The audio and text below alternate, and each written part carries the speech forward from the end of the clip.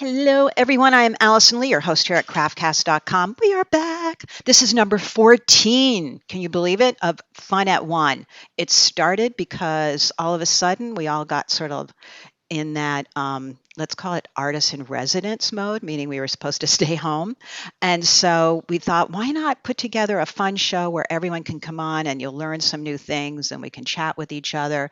We'll call it Fun at One, and everyone loved it, and it stuck, and we're still doing them. So thank you all for coming on.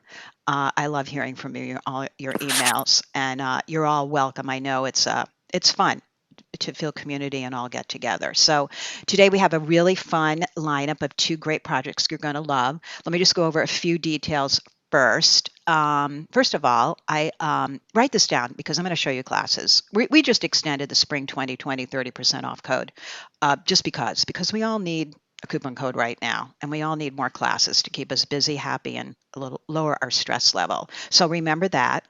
And I just want to thank also Cool Tools. They're one of our sponsors. I just wanted one sponsor. I love them. Here's why. They're great. They have great customer service. They're human beings. You can work with them. They're just great. They have what you want. You don't have to worry about deliveries or anything. So I love that they'll also sponsor us. They have tons of the supplies that we end up doing for these. So you can take the handout that's in the GoToMeeting interface. Just look for a little red box. It's the Acrobat PDF symbol. Just click that. It should open up in a new browser window for you. And then you can download it from there. Also, if you want to watch the recording, you will get an email sometime tomorrow. I like to say 24 hours, but it'll tell you where you can go. It'll give you the link.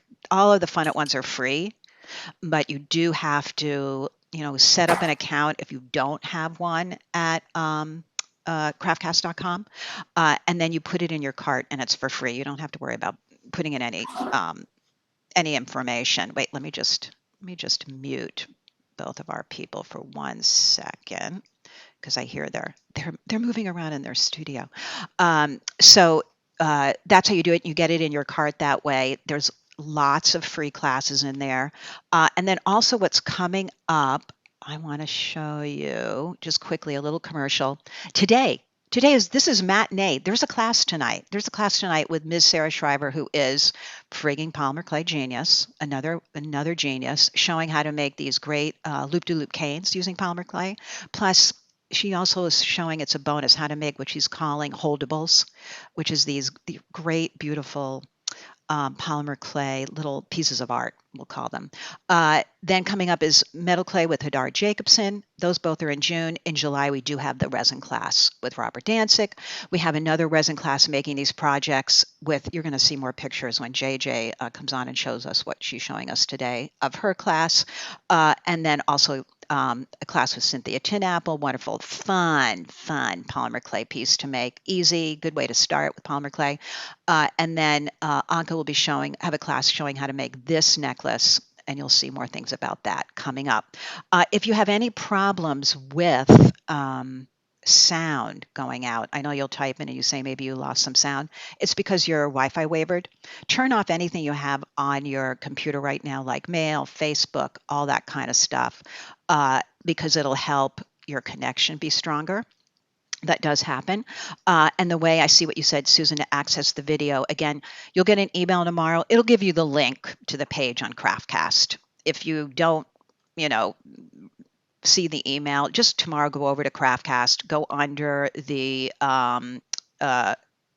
classes where it says videos, and you'll see it'll say Fun at One with this date, and you just put it in your cart and check out. If you have nothing else in your cart, it's free. You don't have to worry about putting in any information. The PDF will also be there. So it's the way to keep everything in place in your own little library on craftcast.com, so you don't have to be looking around for anything. So there we go. I've told you everything I need to tell you. Now I can unmute my fearless leaders today. I'm going to unmute Anke, and I'm going to unmute JJ. And we're going to start. What are we starting with today? Oh, we're starting with resin. In the spirit of last week when we did a lot of resin work. I talked to JJ Singh, who's going to show us these adorable. Well, let me show you. This is what she's going to show us how to do. So she's doing, a lot of you talked about this last week, how to do, you wanted to do writing, you wanted to do some more transparency. She had these earrings. I thought, okay, this is a great fun at one. And then she has a class. I'm going to show you in the class. But look how much fun these are. So she's going to show us this one. So JJ, thank you so much for coming on and being willing to show everyone how to make something fun and sparkly. Oh, thank you for having me, Allison. I've been looking forward to this all week. It's fun. Also, JJ does have a kit. Don't let me forget. I'm going to give you, it's actually already in your handout. You can email her, but I'm going to show you a picture of the kit. So first, let's get started with how we make these beautiful sparklies. So talk us through this, JJ. Sure. Well, so this is using Magic Gloss, actually, which is a type of resin. But what makes it really fun is that it cures very, very quickly under a UV light. So it allows you to layer things in a way that would be very time consuming for traditional resins. So it's just got different features that allow you to do different things. So I started these off just with a very basic bezel made out of, and in this particular case, I used the PMC3. Okay. Any of the metal clays would work. I just happened to have some in my studio that I wanted to use, and I didn't want any texture on it. I wanted it to be very plain and very simple because I wanted the writing sort of to be the focal point. Got it. So literally just took two circle shapes and cut them both out. And of course, I did everything twice to make a pair of earrings, but I'm only showing you one of the circles in the video just to save some time. But yeah, cutting and I think in terms of the thickness of this, I think it was about 4 cards. Okay. And there's some variability here. These earrings are super lightweight. You almost can't feel them at all. They're that light. So you can afford to go a little thicker with your metal clay if you want, to just feel that there's something there. But they're extraordinarily lightweight. That's fun. Yeah, it's nice sometimes to not have something heavy, but also have something that's a statement. So this is it's a 2-part earring. This is the top part of the bezel, and I did this in 2 pieces. And obviously, you can use commercially made bezels. There's a ton of fabulous pre-made bezels that you can get out there and save yourself some time if you're just sort of playing and experimenting. Mm-hmm. But if you want it to be, sort of custom and have your mark as an artist, obviously making something from metal clay yourself is going to make it more unique, right, than any prefabricated bezel. So these, and I think I got these from Cool Tools. They were actually bezel templates for like a square cut stone Mm-hmm. with the rounded edges. Mm-hmm. And I thought, oh, that will make a really pretty shape for the top of the earring where we're going to put the Swarovski crystals. So I did the same thing I did with the round circles, basically just cut 2 squares Mm-hmm. so that I would have this thin little piece, and there I'm just shoring up the edges to make it straight. And then I took that piece and set it to dry, and I'll come back to finishing that second part. I think here I'm going to just sand the circles that have since been dried in the dehydrator. You have to be kind of delicate doing this, right? Because they're hollow and there's not a lot supporting them. So just hold them gently and give them a nice little sanding. Now, it was interesting. I opted not to sand the inner circle, the inner part of the circle. And I did that on purpose because when I was using the Magic Gloss, I actually wanted a straight edge for the Magic Gloss to adhere. You'll see when we get to the pouring stage how if I had sanded that interior edge, there would be less contact area between the metal and the Magic Gloss. And I didn't want to take that away. Got it. That's a good point. Yeah, I left the inside alone and I just sanded the outside edges. Now, Star's already asking a question. I know the answer. Could you use the curio to cut bezels? Absolutely. I know. Absolutely. And I've been, and actually the class that you were mentioning earlier that's coming up, I think in a week or two, the live class, we do exactly that. Yeah. We cut out bezels using the curio, and you can get, you know, wonderful etchings and such fine precision in your cuttings with the curio. So here are the dried pieces. You know, a student and a friend of mine gave me this awesome nail file. It's actually a glass nail file. I don't know if anyone's ever used these on their nails. It's the coolest thing ever, because it never loses its grit, and it's really nice and smooth. It moves just enough metal to do what you want without being overly aggressive like some of the more coarse nail files. But I love it for a nice straight edge. So that's what I'm doing here, is just fixing the edges just a little bit. And then I'm going to put it on a base layer in a minute. It's amazing. You know, Lorraine just said the glass files are awesome. It's amazing how many supplies we get from the nail arena. Yeah. The manicure arena. Yeah. Manicurists, dentistry, they all have great small tools. Yeah. So sanding this, obviously, it's delicate, right? So just be gentle when you sand it. I always like to put these delicate pieces on the back side of one of my foam pads. That's a good idea. And then I can go right across the top. It gives it a little cushion so that I don't accidentally crack it or break it as I'm sanding. And then this fabulous little file kit, I bet a bunch of you have it. This is a triangle mini file. And again, either Cool Tools or Rio, I'm not sure, one of the two. But they sell these little baby files, and it was the exact perfect tool for the job in this case. It's just, it's got that triangular corner where I could get in and make that little edge. Yeah, but a standard, you could use a regular file. I love it when I have the right tool for the job. It makes me very happy. I know, we all do. Right? So here we go. I'm going to, this is going to be the base layer for the top component of the earring. And I've got a piece of plastic wrap on the bottom. That's going to help me lift it up later so that I can finish peeling away the pieces that I don't need. So when I did this, I was inspecting it. Oh, yes, there's like a flatter side and a slightly more curved side. You'll notice anytime you cut a piece of metal clay out, there's always one side that is flatter. So I wanted my flat side to go against the base piece. So that's what I was doing, is checking to see what side it was on. So basically I made a little imprint so that I knew where I wanted to go. And then I was going to place the sterling silver eyelets. And I press them down slightly because the clay on the mat right now is soft, right? And the clay, the little square, is hard because I've already dried it.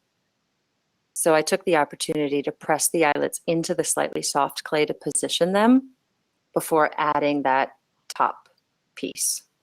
And you'll see how I'm going to add a little slip here to connect the two. These eyelets are wonderful. I found so many uses for these little eyelets. Okay, Lorraine just gave us the word. Those little files are called escapement files. Oh, fancy. I like that. Yeah. So when you're looking for them, that's the term. I see. So you're just going to layer that on. I added, and I added a little slip specifically where the eyelets were because I needed to fill a little bit of a gap, but I could press that down to get a nice connection between the two and just make final adjustments. And then I'll go in and I'll clean it up a little bit. I'll take away what's not needed, clean it up. Now, I believe I rolled the base is like 4 cards thick, and the bezel part is also 4 cards thick. I definitely could have gone a little thicker on the bezel. Like if you want height, if you like things that kind of are more 3-dimensional and sort of pop out at you, you could definitely work that bezel to be a little higher. It's just a different look aesthetically. Okay. But I chose to keep it a little bit flat because I wanted the epoxy resin to dome a little bit. And you'll see that when we start doing the epoxy resin. Okay, So I'm so just cutting it's a away the design extra. choice then, is what you're saying. It is. Okay. Yeah, completely. But fun to play with, really fun to play with ultra deep bezels with the Apoxie Sculpt. It's super fun. So now I'm just going to lift it up, flip it over. And obviously I need to remove that little bit of clay where the eyelet is. Okay. And I'm just going to just go in there and peel it off. It comes off really nicely. And there's that pretty little eyelet. That's right. I forgot you're showing us Epoxy Sculpt as well. Mm-hmm. Yeah, that's what's going to go in the top piece. Right. Now, I debated making this into a post earring, and you could very easily, if you take this component that I just made, if you to only do one eyelet instead of two, and put a teeny little hole right in the center, you can pop an earring back right through there and fire it, and you'd instantly have a very strong and sturdy post back earring. Mm-hmm. So these have been fired now. And of course, they're slightly misshapen from the kiln. So I'm just going to give them a nice tap all the way around to get them to flatten out. I want you to know I cleaned my steel block to make this video. It was in such bad shape. It had like rust on the corners. But it gave me a great opportunity to use all of my silicone wheels on my flex shaft. Oh, here. So Yeah, that was fun. that's I good. worked through all the grits. That's great. That's a good A point. little house cleaning. A little house cleaning on the tools. Mags just said she uses those glass files on polymer too. So I guess they're good all the way around for all our supplies. And they're great for the nails too, gotta say. Yeah, well. They worked really well for the nails too. So the flattening of these was the easy part. But making them round, and I don't know if that clip is coming. I tried to put them on my bracelet mandrel, but my bracelet mandrel was too big for the circles. Ah, got it. Okay. So I had to look around the studio and find what is a round object that is just the right size for this thing. And you'll see here what I wound up. Yeah, there's the mandrel. Won't fit, right? So I believe what I wound up using was my trusty heat gun. It happened to have the right size. Yes. I was like, oh my gosh, this is brilliant. And you know, the metal clay, it moves so easily, right? Because this is the PMC3, so the fine silver. It very gentle taps, and I was able to get a really nice clean circle on the inside and didn't wind up damaging my heat gun at all. We were talking about in class just the other day, just look around your studio and find something. Yeah, it's amazing what you can sort of MacGyver together. Exactly. With a little duct tape and, you know, yeah, you can do just about anything with your studio equipment. Okay, so now we have a nice shape to work with. Okay. So that should be nice and flat.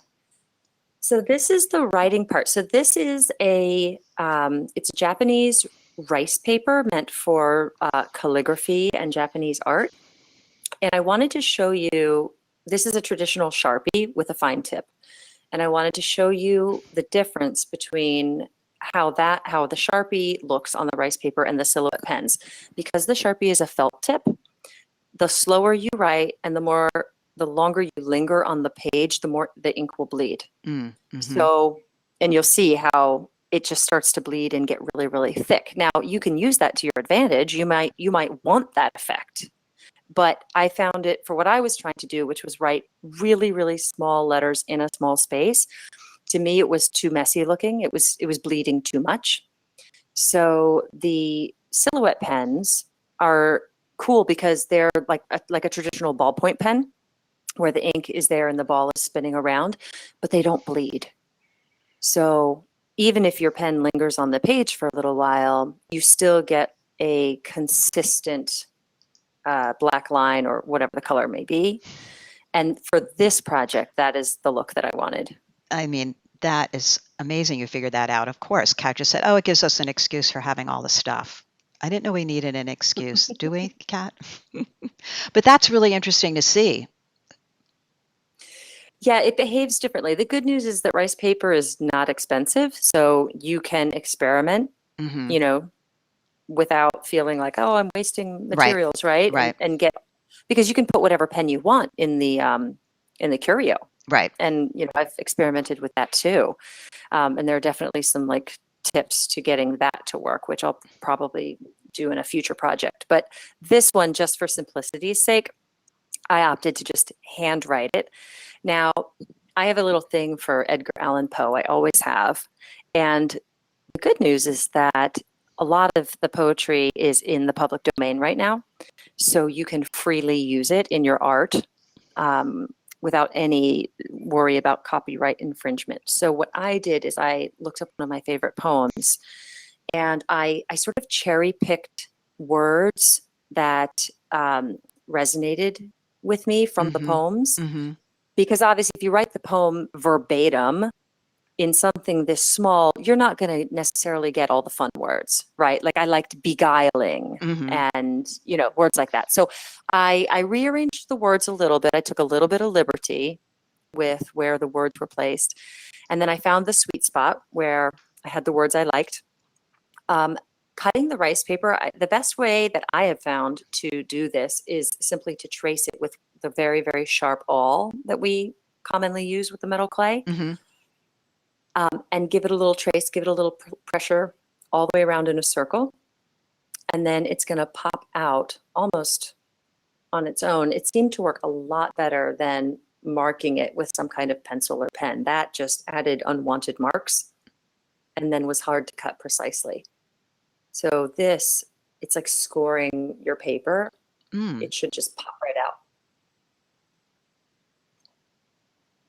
Now, did Yep. you try, Cheryl was asking, did you try printing it with using the curio with that? Or I guess it was dependent on your typeface, et cetera, et cetera. Yeah, absolutely. You can. Okay. The biggest challenge with using rice paper on the curio is how thin it is. And it is very difficult to remove Oh, your mat. from the Hmm. plate. Okay. Yeah. So there are some tricks. You actually have to like double it up and use two sheets instead of one and secure it in a different way.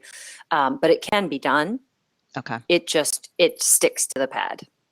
So if you can get around the stickiness, it's a lot of fun to print things on the curio. But I also like that hand printed look as well. Hmm. Hmm. So this is just standard packing tape. And I'm putting each of the circles down and I'm kind of burnishing them, rubbing them in because I don't want the magic gloss to leak outside my bezel. Got And it. I'm folding the edges of the packing tape over so that when I pick them up and move them around, I'm not, you know, they're not sticking to my fingers. Oh, Harriet wants to know if you could use vellum paper instead of the rice. I bet you could. Mm-hmm. And I would imagine, I haven't tried that, but I would imagine it would have a similar transparency and might be a little more stronger Hmm. Hmm. and might handle the curio a little better. Okay. Oh, yes, because That's a great Juliet, idea. yeah, Juliet's saying, okay. Did you Well, and double I it? bet transparency film would work too. Think about, you know, when we've done heat transfers and transparency film on Right, printers, right. that would probably work as well. See what's happening? The brain is going and everyone's thinking what they can do now. So I can tell Right. everyone's thinking. Juliet wants to know, Yeah, did you double the rice paper on purpose to make it easier to cut? I did. Okay. I did because when it was a single layer, it would like catch and tear. Okay. And when it was a double layer, it didn't seem to catch and tear. Okay. Yeah, so that was on purpose. Good eye. Yeah. So I've got my little cutouts and I've placed them in my circles. And this is the little 1 ounce. I love this little teeny 1 ounce dispenser of the Magic Gloss. Mm-hmm. It's perfect for these small jobs. Although I wound up bringing out my big bottle because I needed, these earrings are bigger than they look on the screen. I got a little frustrated and I wanted to just like pour it all in real quick. But it does come in a larger bottle. But the larger bottle does not have like the pointy applicator tip. So it's nice if you have both bottles because then you can take from the large bottle and then keep refilling your small bottle, which is great for smaller projects. Yeah. We love Lisa Pavelka too. She's very innovative and makes great ideas. And we have some classes of her at CraftCast as well. Yeah. This is such an amazing product. I agree. It really is. And I feel like there's so much more that I'm sure artists will be doing with this, and it's just unlimited, the creativity. So I'm trying to do this in one layer because I'm not layering multiple things in here, right? So I've put enough in that it's self-doming. So it'll have that really nice soft curve over the top. And I'm just spreading it around a little bit with a Q-tip to make sure that I get it all the way to the edges. And then my handy heat gun should be somewhere nearby. And I'm just going to hit it lightly with that also, just to get whatever bubbles may be resting on the surface. I'll get rid of those. Now, I will say, this resin, it does also cure in the sunlight. It takes a lot longer, but it does. And I was reminded of that because I was filming near a window because I wanted the natural light, and I had walked away from my project for a little while. I came back, and that little mini bottle, that little 1 ounce bottle, the resin I had left it uncapped, and it had cured. Like the top of the bottle inside had cured solidly, and I couldn't use it anymore. Oh, so I hate that. just an FYI, window light is enough. Interesting. So put your cap back on. Yeah, exactly. Monica wanted to know, you didn't seal anything. She does the ink need to be sealed. Magic Gloss is what's sealing it, correct? Correct. Okay. It doesn't bleed at all.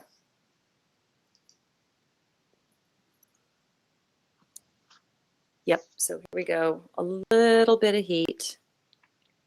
And I don't even think I had, more than 2 bubbles in there. It wasn't a lot, but I just wanted that nice, clean finish. Yeah, I don't see any, and we're pretty up close on it right now. So those went in, and this is a thicker layer. Sometimes with thin layers, sometimes it will cure in like 5-6 minutes. If it's a little thicker, I might leave it 10 just to make sure it's just really completely cured before I flip it over and do the back side. Okay. Which is, I think, what I'm about to do. Yeah, I'm just checking to see. Turn off that UV light.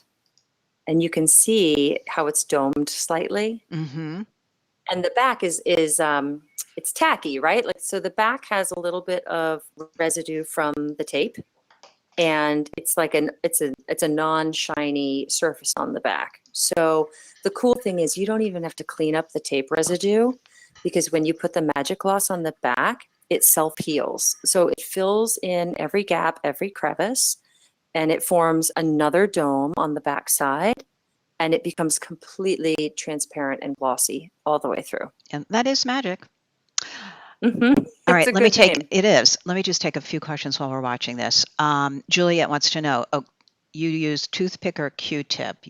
You're using a toothpick, right? You prefer that? Yeah, I do, only because the Q-tip, sometimes the little cotton threads will get into your piece. They might come off the Q-tip. Got it. And Jane said, and it sticks to the bezel? It does, right? Absolutely. Lorene wants to know, does it bleed with a regular Sharpie? No.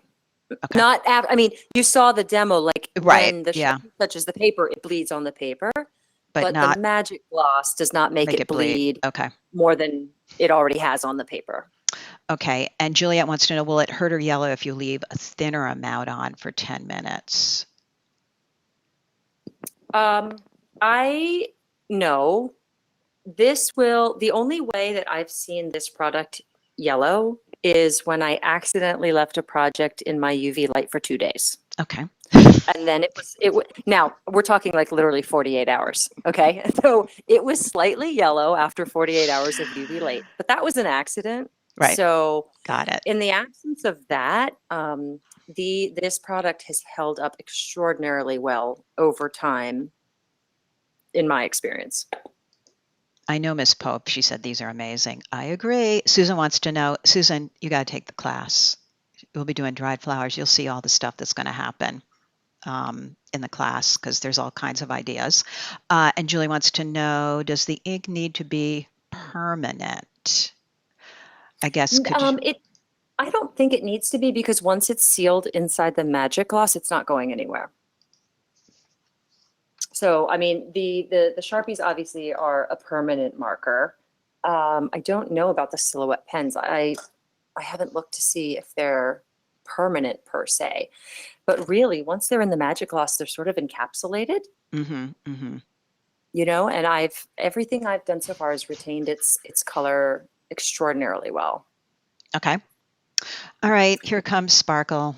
Love this. Yeah, so we've done the bottom, and now we're working on the top. This is the Apoxie Sculpt. This has been around for a long time. Mm-hmm. But I just kind of, you know how you have things in your studio that you bought 10 years ago, you just haven't used, and one day you're like, let's play with this. No, it's never happened, JJ. I never. Right? I feel like walking into your studio might be like walking into Michael's. Just keep that between you and I. Yeah. Yeah. Okay. Yeah.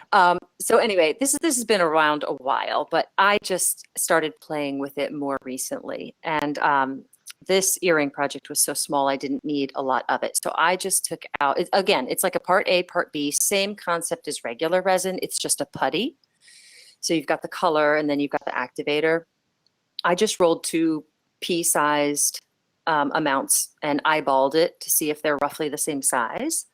And then started mixing them together with my hands. I mean, I probably mixed them for a minute or 2 until the color is consistent all the way around. You can't differentiate like the pink from the gray. And once the 2 colors are mixed, you're ready to start using it in whatever bezel or shape that you're filling. The cool stuff about this is that it does fill cracks. It is extremely strong and hard when it dries, and it sticks to whatever it touches. So it's going to cover, you know, we put those little eyelets in, and the I call it the tail of the eyelet, right? Like the post of the eyelet is showing inside the bezel, but I don't care about that because the epoxy resin is going to cover it right up. I think epoxy, this stuff's going to catch on again. We actually have an old Craftcast class from Jill Erickson where she uses it and great ideas with it. And I think it's one of those underdeveloped materials to play with because it comes in colors too. It does. It comes in all of these colors. Yeah. And now that they're making all of the flat back rhinestones, you know, in so many matching colors or, you know, complementary colors. So I took a teeny little half a pea size amount and I put it right inside my bezel. And this is like one of my favorite tools in the studio. It's called the Crystal Katana. It's got, it's like a beeswax on one end and I'll call it a poker on the other. It's like a setting tool. But the beeswax, it's like a harder beeswax than you would normally use to, say, prop up a ring for a photograph. But it's just tacky enough that it will pick up those crystals one by one really easily. You can't pick these things up by hand. Like my eyes were killing me at the end of trying to do this by hand until I found this little tool. So I'm going to use the wax side of the tool to just push and manipulate the Apoxie Sculpt into the shape I wanted. I wanted it to have raised edges because I wanted to actually put the crystals on the edges to give it a more 3D effect, right? To give it some lift. And this is where the depth of your bezel would matter. So if I had a much deeper bezel, I could maybe have my Apoxie Sculpt be flush with the bezel, right? Like it would just be a completely different aesthetic. So I use that little wax tip to pick up the crystal and place it. I can tell everyone's freaking out thinking, and yes, Georgie reminded me, we did. And Julie, you said you just got the class. Yeah, look up Jill Erickson on Craftcast, and she does a whole class on great ways of how to lay down seed beads in a line. It's great, and it's using this material. And I think it's really, I'm glad that you're bringing it back to our attention, JJ, because I think it's I mean, it has a lot of possibilities. Cheryl wants to know, can you paint it? Can you paint that material? You can. You can. Okay. Mhm. Yeah, you can. I mean, it comes in colors, not every color of the Yeah. rainbow. I mean, Yeah. it definitely comes in primary colors, like Yep. the blue, the yellow, the red, and then there's just like a rose. There's a few softer, and of course, black and white. But yeah, you could absolutely paint it. Although, if you're going to set your stones in it, you can only set your stones in it when it hasn't cured yet, right? Because you have to Right. be able to push those stones into it. Right. So that's the thing to consider if you want to paint it or change the color. But what a great way to set the little crystals. Yeah, and these crystals, they come in, obviously they come in all different sizes. Mm-hmm. And I only used one size for this project to keep things simple. But when I'm working in my studio, I generally will have at least two different crystal sizes, because what I find is oftentimes you need to fill teeny little holes in the epoxy or Mm-hmm. bare spaces, and you just need that A little bit small little smaller. crystal to fill in Mm-hmm. that space. Yeah. So I'll usually buy, if I'm buying one color, I'll get, say a small, medium, and large in the same color. And that way I have whatever size I need to fill on a particular project. So I placed them first, so I knew where they were in case I wanted to move them around. And now I'm going in with that little pusher, and I'm just going to give each one a gentle push into the epoxy sculpt. Say, Cindy, that link you just put in the box, is that this particular material at Cool Tools? I'll send it to everyone. Looks like they sell it over there. Yeah, that looks cool. I see what you mean, though, about having a few different sizes of crystals so that you can, yeah, everyone, here's the link, because I know everyone's already thinking about doing this. Okay. So this is the bottom piece again. And okay, so drilling this stuff is it's like cutting butter. It is so easy. You could definitely do it with a hand drill. You could maybe even do it literally holding a drill bit in your finger. It is so easy to drill through. Okay. And just as an aside, if you drill a hole in the wrong place and you're unhappy with it, you can fill it with the Apoxie Sculpt, and you'll never know that. Not epoxy, I'm sorry. You can fill it with a magic gloss. You'll never even know that hole was there. That's crazy. There was a good question here, though. I can't remember. Was it Julie? When you did the reverse, when you filled it with a magic gloss and put it in the UV, did the front side get damaged at all, or it's fine when you're refilling the back? No, because it's completely cured, right? Yeah. Okay, there you go. Yeah, it's hard. It's solid. You could put it on a paper towel or something if you wanted, but it wasn't necessary because it was completely cured. Crazy. Okay. Yeah. So now we've got all our components, and this is the easy part. We're just putting it together. I have the hole drilled in the bottom piece, and I used the eyelets on the top piece. So I'm just going to connect them and put the earring wires on, and then we're going to have these very, very lightweight, transparent earrings. That's so funny. I just heard my Alexa go off, and I'm laughing thinking, oh, she already ordered all the supplies for me and they're here. Alexa's listening to you. Oh, yeah. I think that's what happened just then. You know what I love about these? Because we were talking about it last week with Barbara Becker-Simon's class. She did 5 easy earrings. Sometimes you just want to make something fun. You don't need to turn it into a huge project. You just want to have some fun with something. It all depends. But these are just really fun with just using a lot of the techniques you might already know. And it's just a way to add all the little sparkle that you love. I think it's just great. Yeah, they're really fun. You can get really creative with the shapes, especially when you get your curio out and you start cutting, different bezel shapes, putting different textures on. And like I said, I kept these simple intentionally, but the sky's the limit with the transparent concept. But I mean, because you didn't go crazy adding everything, but the truth of the matter is there's still sparkle and writing. I mean, they're great fun. Adorable. Okay, here they are here. Let's think that is just totally great.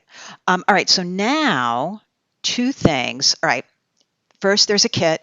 Jay just put together a kit. Email her. She's putting it, I guess, enough to make a pair. Yep, it's enough to make 1 pair. There you go. Just email her. Her address is in the handout. Just tell her and she'll arrange that with you. I think that's great. That's even a fun gift to give to someone. Here, learn to make these little earrings. And then her class coming up, all of these. Okay, I'm just in love with these. Here's the main project. Gorgeous. This is the bonus. This is the one I said I've already ordered the supplies and everything. I flipped out on these bangles. So come join us for that class. You'll learn how to play with, let's see, we're using art resin in that one, correct, JJ? Yeah. Yep. So some more resin projects and great fun. So thank you so much for coming on, though, and showing us those. Oh.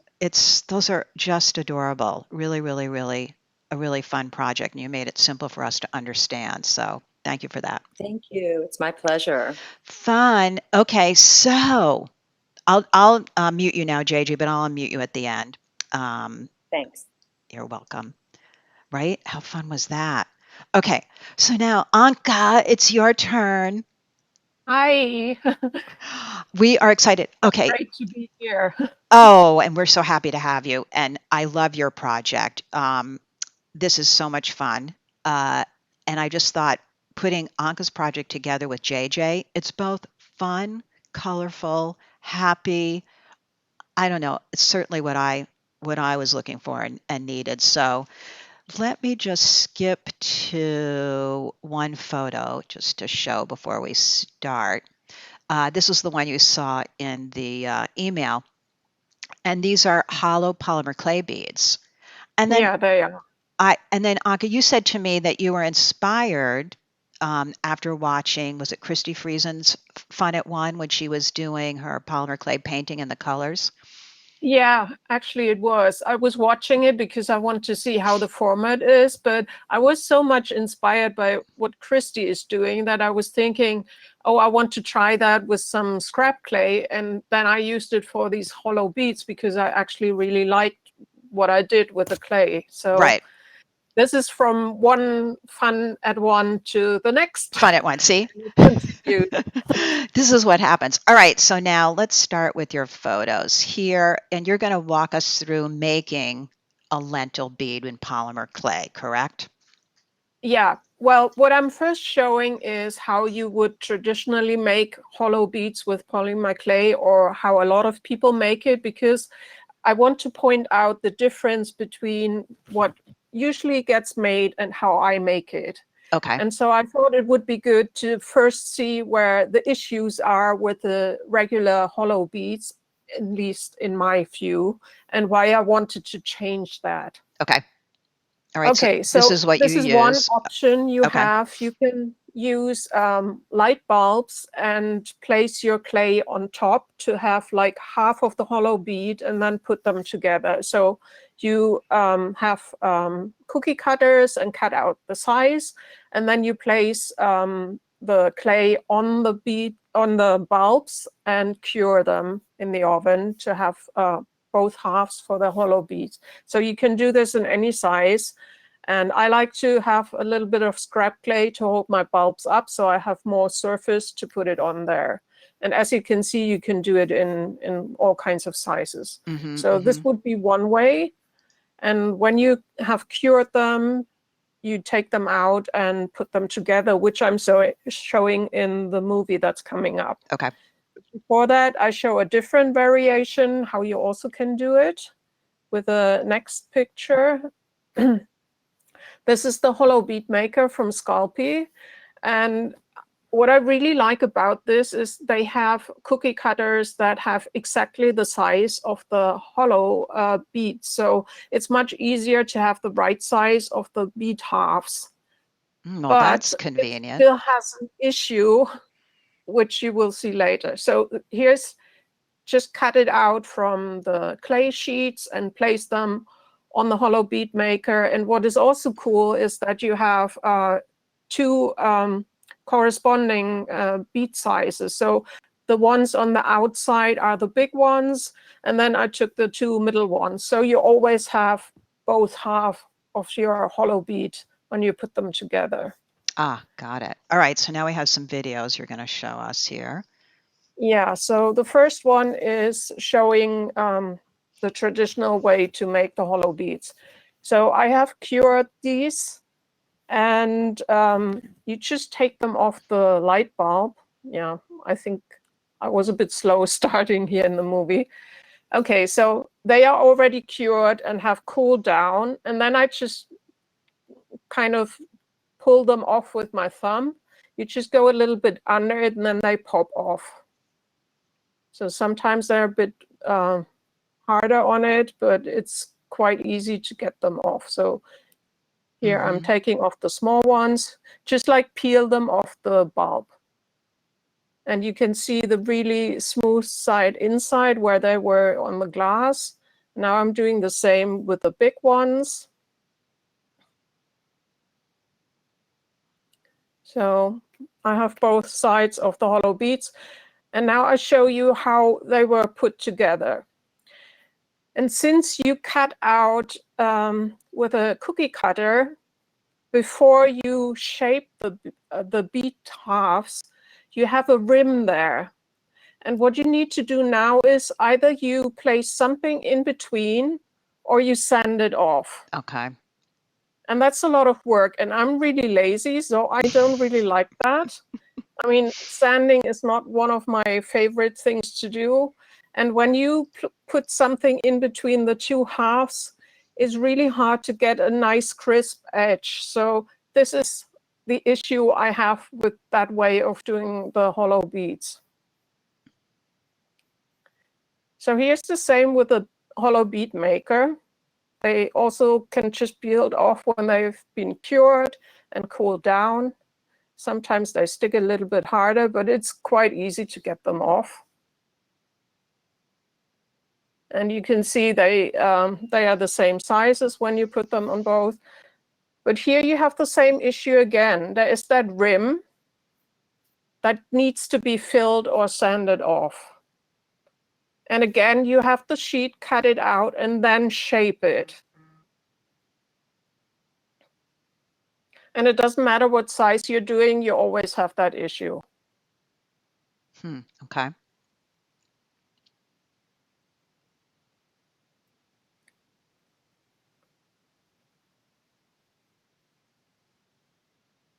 Okay. So quick question, Anke. Yeah. Leah just wants to be sure, do you put the light bulb in the oven when you're curing? It stays, yeah, that's what I thought. Okay, good. You don't have such high temperatures, and the light bulb can handle that no problem. So, okay, this is the way I do it. And as you can see, here is my sheet of clay that I made with scrap clay in the way Christy showed it. And I have my secret tool, as I call it. It's little wooden bowls. And I have a cookie cutter as well. So what I'm doing is I'm cutting out the size for the hollow beads. I can measure it, and this cookie cutter is exactly the size of the hollow beads, but you could also use a cookie cutter that's a tiny bit bigger because they still need to be shaped in the bowls. So they are kind of need a little bit more space than the actual circumference of the bead. So you can see this is fitting exactly, but to make it a little bit easier, you would use one size up. So I'm cutting out my clay from the sheet, and I'm looking for the place, the pattern that I like the most in the sheet. So sometimes it's on the back side, so I'm flipping it around and looking for it. But I really like this part, so I'm cutting that out. Beautiful. And now I'm looking for my second piece. And I think I'm taking something from the back side now, or maybe not. I can't remember. Oh yeah, that's the back side. So I'm taking that. Okay, these are the pieces that I put in the little bowls now. And the side that is showing has to go in. So you won't see it during the curing, obviously. So I'm twisting it around. And I don't need any anything in there. I just stick it in like it is. There's no water, no baby powder or anything. And what I'm doing is I try to set it as much in the middle as I can. And I didn't get it the first time, so I'm lifting it up and do it and place it in there again. And now I'm using my thumb to press it in quite hard, because I don't want to have any air bubbles in between the wooden bowls and my clay. And also I want to pick the clay to pick up the texture from the wood. So I'm going around to press out all the air bubbles that might be under. And also I'm stretching the clay a little bit. Mm-hmm. You'll see later why that is important. So I'm doing the same thing again. I'm turning it round, use my thumb to find the middle and press it in, and then press it against the wooden bowl. Mags just gave us a good remember. Don't use fluorescent bulbs, though, people.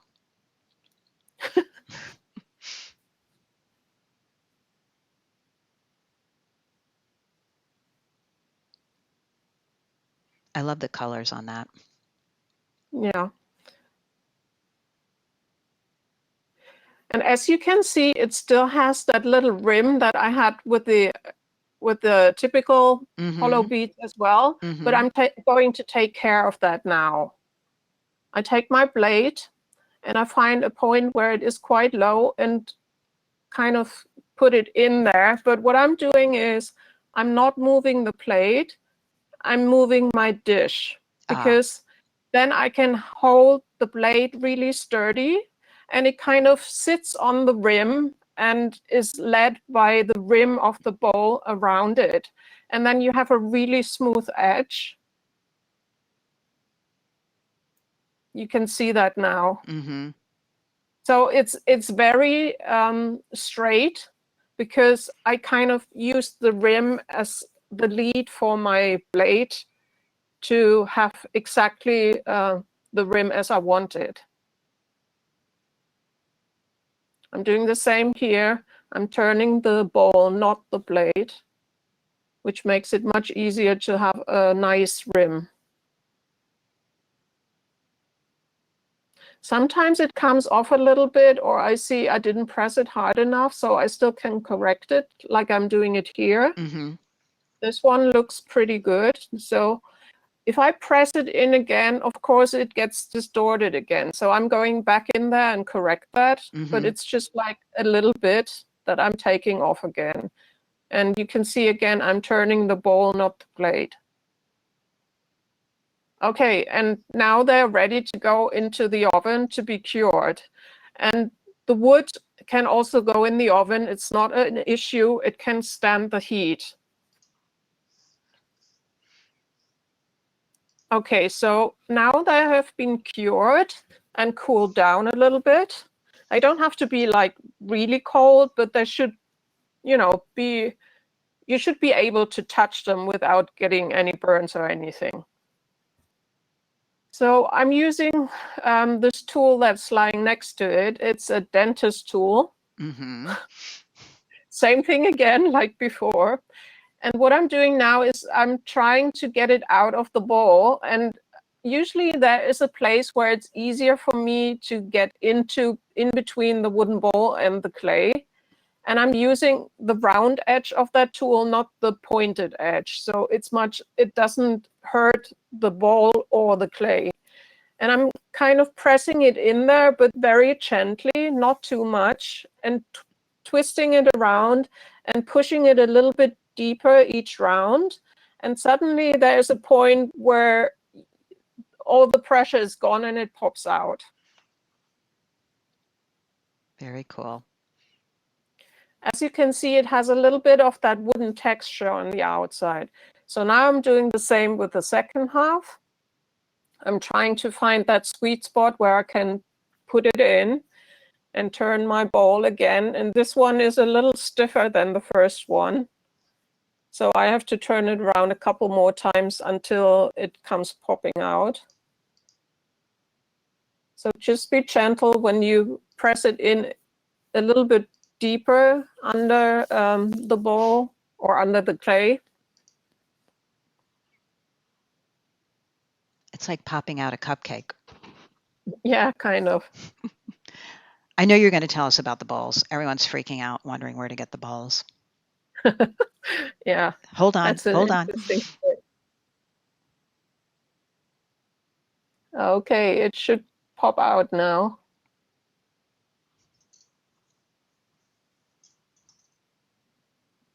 Yeah, this one was really fighting against me. Well, I guess you're also releasing like a little suction at that point. Yeah. Usually it doesn't take as long as this one. Okay, good to see. Boop. Here we go. Yeah, it came flying out after all.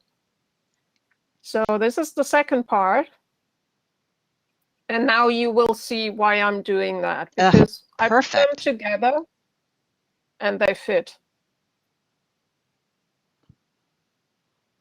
And I have a nice sharp edge, what I want with these lentil beads. And I don't need to sand anything at all. Lovely. So what I'm doing here is, especially when you have beads that have like irregular colors, I try to find nice places where they can be put together. So here I like to put the yellow together. So I place them like this. And what I'm doing now, I need something to connect the beads, obviously. So I'm taking some of the scrap clay from the sheet I had before and just make a little, like a rope, and put it through my pasta machine. Mm-hmm. I'm using the thickest setting of my machine. It's off camera, but you can see the shadow. I'm rolling my clay. Yeah, I needed a little bit more. It wasn't enough, so I'm cutting some more off.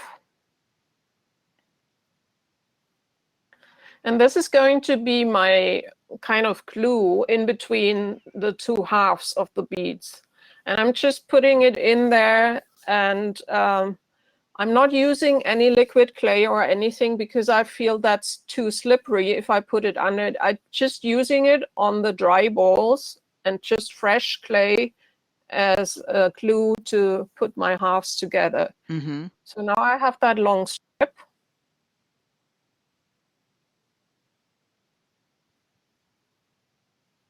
And I'm cutting it in half because I don't need to have it that wide. And the side that is cut, which is nicer, is the one I put towards the outside. Okay. And the irregular shaped one is going inside because I'm not going to see that anyway. So I don't need to take care of that. So I'm just kind of going around and pressing it down a little bit. And as you can see, it's sticking there, and that's enough for what I need. And I'm just pressing it down a little bit, and here comes the place where the clay sheet goes up. So I'm cutting at that space because I don't want to have it overlapping here. Now it's just one round. And as you can see, I didn't really, I'm not being too careful or too precious about it. And I'm looking that I find the two yellow spots going on top of each other again. And what I also like is to use the same clay that I used for the beads, so the colors go together. So even if you see a little bit, it's in the same color range. And now what I'm doing is, I think we all have done that, you know, when you have an ice cream sandwich and you press it together and the ice cream comes out. That's what I'm doing here. I'm pressing it gently, but still so much that the clay comes out. And now I'm using my plate and I'm resting it against the shape of the bead on one side and cut it off. So this is just the clay that's been pressed out, and that's a little bit too much on it. And I'm doing it on one side of the bead. And when I'm done with that, I'm twisting the bead to the other side and do the same thing from the other side of the bead, from the other half. So I get that crisp edge again that I had before without any clay in between. But now it's holding together. Very cool. Paula just wants to know, how thick a sheet did you use to make the beads, Anke? I used it on the thickest setting of my pasta machine, but you can go thinner if you want to, which makes them more lightweight. But if you go too thin, it's really hard to not squish them when you get them out. So you want to have them sturdy and not too thin. And sometimes I'm using a thinner sheet if I layer it. You'll see it in some of the samples I show later, why I would want to do that. So this has to go back in the oven and be cured a second time, so the clay in between the two halves gets cured as well. But that's it. No sanding, no cutting off when it comes out. And I find that so much easier and so much cleaner than with a traditional method. Oh yeah, that looks totally great. Fun. Okay, we have a little diagram. Yeah, that's where I show again the difference between the two edges, because I'm not sure if it's clear, so I made this little drawing. Okay, hold on one second. We're looking at your beautiful bead still. Okay, so here's a little drawing. Yeah. Typical lentil and your lentil bowls. Makes sense. Yeah. So the typical, they just touch on these little edges, and you have to do something to the red arrow from the outside. Either you fill it or you sand that edge off. Right. And what I'm doing, I have them in the bowls and then cut off the top. And when I add them together, they have the same shape, so they fit together. The only thing I need to put in between is some kind of connection, and that's the clay I put in there and baked it again. So no sanding. Love that. Okay. So there are those cute bowls and the cookie cutter you used. Yeah. And the bowls, I think JJ said it before, we always have some things in our studios or kitchen, and these actually came from my kitchen. And I found them in my local Asian supermarket, and I believe they are for soy sauce when you eat sushis. Okay. So that's why I found them. And I've used them for years, and I think they're just perfect. They give the perfect lentil size. And at one point, I was thinking, well, if I always make it with these bowls, I just get this one size. So I was looking for something to accompany it. And I found this dabbing block, which also makes lentil beads. And it's like 3 sizes down from the little wooden bowl. You can do exactly the same thing with the dabbing block. And then you have 3 different sizes for your beads. That's so great. Anke, you're so good at this. Joan wants to know, did you drill a hole later on? There is a couple of different things you can do. You can do, when you have the clay in the bowls, you could use a tiny, like a camper cutter and make the holes. Or you can have some metal pieces that you put in between when you put the clay in there to connect the 2 halves. And sometimes I also make some wire work on the outside of the bead. So there's a couple of different variations you can do that.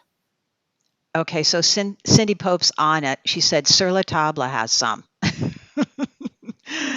So everyone's already Googling, I'm sure. So there you go. It's a great, great, great idea. Paula just wants to know, do you cure the final bead in the wooden bowl? No, you don't need to do that. You just pop them in the oven. Okay. So here's the thing with the wooden bowls. Yeah. I've been looking all over the place, and actually that Asian supermarket closed down at one day, And I was really sad because I was getting all my balls from them. So I started looking at other places, and all kinds of people that did workshops I was teaching were looking for them. This is only in this one Asian shop.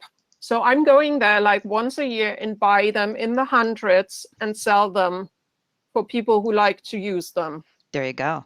And you can look where you want, and maybe you're lucky and find them, but I haven't found them anywhere else. Okay. And your link, I'm pretty sure, is in the handout that you're selling. Yeah, the link is in the handout. So if you like them and want them, you know can where to go go. to my Etsy shop and get them. Support Anke. We like everyone to sell their tools here as well. Yeah. Valerie wants to know, do you use fiberfill when you put the cure the bead? No, not really. They are really strong, so they keep the shape, and I don't need anything to support them. Okay, see, we have to go to Anke. Cindy said, oh, wait, they're not on Sur La Table website anymore. So there you go. We're glad we know a resource. I mean, it's pretty fabulous. All right, so now tell us, you have a class coming up. Let me just show. I'm going to show it again, but Yeah. Anke's class coming up. Look at this frigging necklace. She's calling it a circus necklace. I mean, it's beautiful. I love what Anke, her work. She's just fun and happy kind of everything. But here is a photo, which I love as well, of all these different hollow lentil beads, correct? Different ideas. Yeah. I just put them out on my work table because I want to show it's not just like one thing you can do with this hollow bead balls. You can make different things with it. And I'm just showing the variations you can do. You can use it as a base and put something on top, like I did with the eye necklace and the steampunk one next to it. So that would be, you make a base with the hollow beads and then add something after you connected them and cured them. And then the green and blue one, I made holes in the clay shape before I baked them. So you don't have to make it solid. It can also be brought, you can make some kind of design in it. So that's a possibility. I love the steampunk too, Anke. That is so fun. Yeah, I had so much fun putting all these little gears and screws and everything on there. It's a lot of fun. Well, so, love this. The green. Wait, go back. Yeah. Let me go back. The green. Yeah, the green and blue one is only using half of the. Okay. I'm just having one ball, and the back side is straight. Got it. So you can do that too. The next one, the one with the blue and the earthy tones, shows that you can have different bead sizes. The big ones I made with my with my little wooden balls, and the small ones I made with a wooden dabbing block. And here you can also see, you can also make a closure with it. So that's also made in the wooden ball. Oh, good point. You're okay. You're finding really in the so back. The next one, this organic one, I have used two shapes, but the black with the red stripes in there was made in the wooden ball. The closure and the ring ones, I made a different ones. Oh, and the one with the brown with the dots in there is also made in the wooden balls. So the black one next to it is using only the half of the wooden ball shaped. So it's a little bit like the blue and green one, but cut in half. Got it. And both halves put together and then make a backing on it. So they're kind of half round beads. Fun. All right, here's a close-up on these. Yeah, these are, here I made the like basic beads with a wooden ball and then covered them with sheets that were screen printed. Beautiful. And here you can, if you want to go back for a minute or a second, here you can also see that I made holes in it before I cured them. So the little white stripy beads are in between to have like spaces. And I made holes in these big beads. So you can do that before you cure them. And the closure is also made with that mold, with a bowl. Lovely. So here I cut out some of the black and filled it with translucent, and also made a hole for the bit rivet that's in there, so I can hang it from the center of the bead and not from the rim.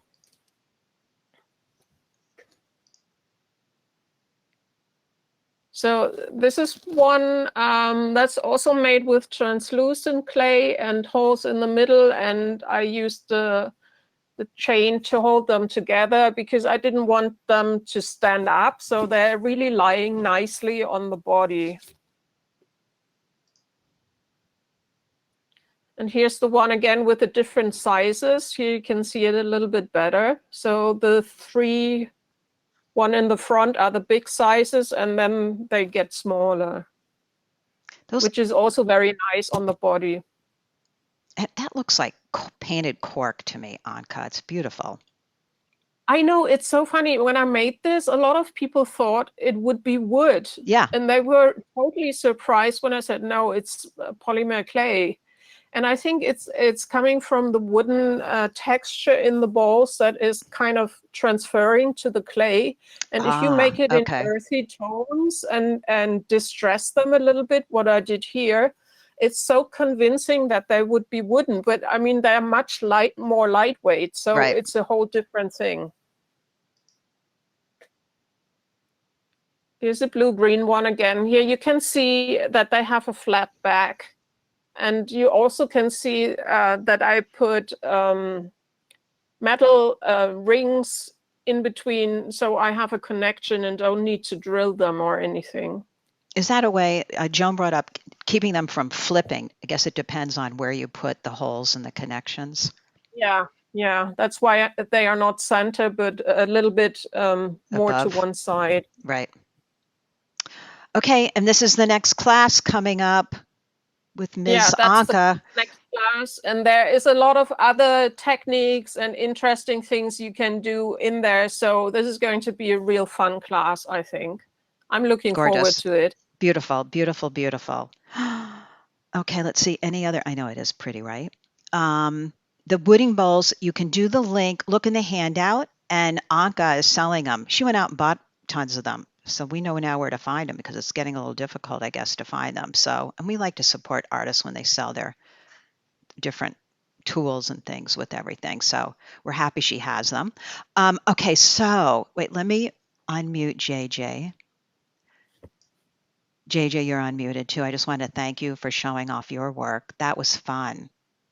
Oh, it was. Thank you so much for having me. You're welcome. All right, Kim just bought some from your shop, from Anke's Etsy shop. So yay, buy bowls. It's always fun. And all of you, there's lots of good classes coming up. We have another class tonight. The amazing Sarah Shriver is showing polymer clay that you'll just flip out over. She's doing all kinds of caning and how she builds it on top of a mold, and it's fabulous. We always have a good time with her. So come back later on this evening. You can find that class over at Craftcast. Use your coupon code Spring 2020. And then thank you so much, both of you, for coming and doing this. We love learning all your different projects. And next week, the wonderful Julia Ray will be on showing some metal clay projects and lots of other fun stuff. So make sure you follow up on your email. But thank you both so much for coming on and showing these projects. Thank you, Allison. Thank you for having me. You're welcome. Thank you, everyone, for coming. And I look forward to seeing you again either next week at another Fun at One or at class this evening. So bye, everyone. Have a great day. Bye. Bye-bye. Bye-bye. Bye.